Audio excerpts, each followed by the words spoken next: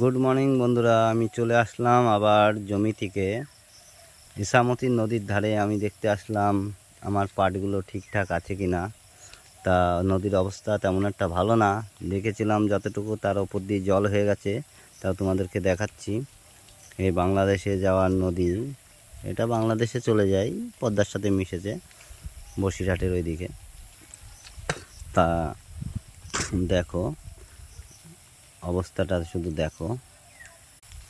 এই যে পাট জাগ, কিছুক্ষণের মধ্যেই জল বেড়ে যাবে, কারণ কালকে দেখেছিলাম অনেক নিচেই জল চলে এসছে, অনেক উপরেই ঠেল আমাদের দেখিয়েছিলাম, আমাদের পুকুর সব ভেসে গেছে। তা ওই যে সব লোকজন পাট জাগ যাদের যাদের মতন সব সাজাচ্ছে, কারণ দড়ি দিয়ে বাঁধতে হবে, নাহলে চলে গেলে তো কষ্টের টাকার চাষ, সবাই তো জানো। আর আমার তো এইগুলো, এই